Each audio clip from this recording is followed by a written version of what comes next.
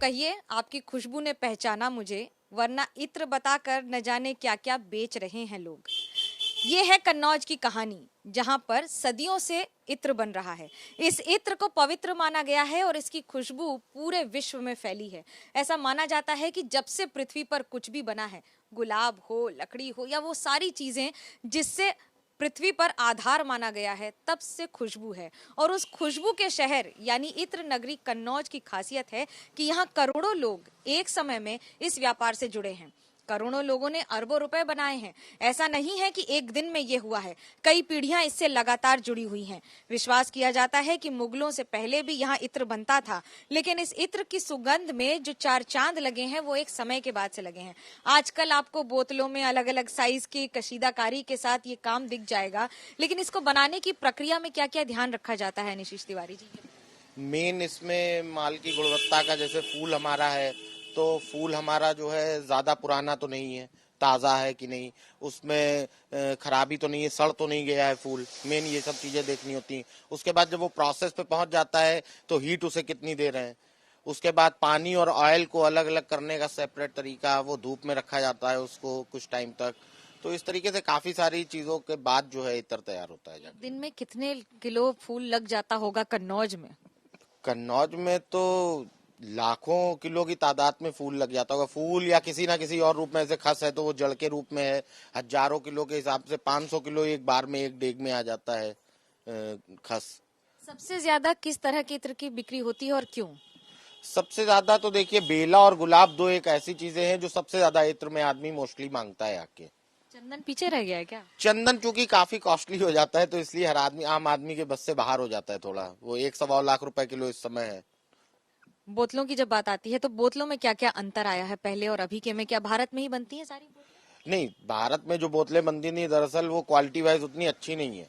अब बोतलें जितनी भी आ रही हैं सब ज्यादातर बाहर के आ रही हैं। आप यहाँ पर मेरे पास देखेंगे ज्यादातर बाहर की बॉटल्स आपको दिखाई पड़ेंगी।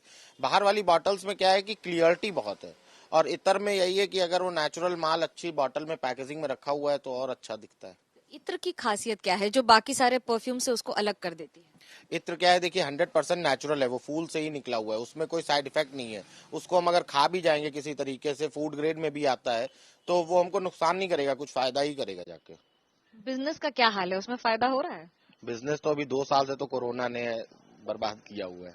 और सरकार कहती है ओडीओपी दे रखा है या बाकी सारे काम कर रखे हैं, उसमें कोई मदद नहीं? ओडीओपी क्या है कि मैम, जो लोग नए करना चाहते हैं, जैसे कुछ लोग लोन लेके नया अपना काम स्टार्टअप शुरू करना चाहते हैं, उनके लिए है वो। हम लोग तो काफी पुराने से जुड़े हुए, तो हम लोगों के लिए ओडीओपी का कोई वो लेना देना नहीं है। कितनी पुश्तें जुड़ी हुई हैं और कैसे इसको आगे बढ़ा रहे हैं आप?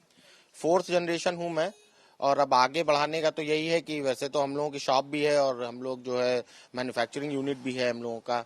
और इसके अलावा अब जैसे आगे हमारा ही बच्चा है तो हम तो कोशिश करेंगे कि बाहर विदेशों में भी और जगह ब्रांच खोले जाके आगे। इत्र में क्योंकि अभी जिस तरह की गाइडलाइंस है पहले और अभी, कई बार सवाल उठता है क्योंकि कुटीर उद्योग है, तो सवाल ये भी उठा है कि एनजीटी से यानी कि नेशनल ग्रीन ट्रिब्यूनल ने भी सवाल उठाया है कि बंद किया जाए धुएं का इस्तेमाल की वजह से। हाँ, तो गवर्नमेंट उसके लिए हम लोगों को कुछ फैसिलिटीज दे ना, गैस का सिस्टम दे हम लोगों को। देखिए मेन क्या है कि इसको पकाने के लिए आँच चाहिए होती है, बस मेन आँच का है। अब अगर कोयला या लकड़ी नहीं जलाएंगे तो ये काम ही ठप हो जाएगा। मेन काम तो इसका वही है, कोयला लकड़ी की जगह हमको गवर्नमेंट पाइपलाइन के थ्रू जो है सप्लाई देना शुरू करे गैस की, या और कुछ ऐसी टेक्नोलॉजी हम लोगों के लिए विकसित करे। यहाँ पर एफएफडीसी है तो, लेकिन वो जो टेक्नोलॉजी उन्होंने विकसित करी उससे ज्यादा खर्चा बढ़ गया है। अभी क्या स्थिति है? देश विदेश में जो इत्र जाता है उसकी पहचान कन्नौज की ही खासियत क्यों?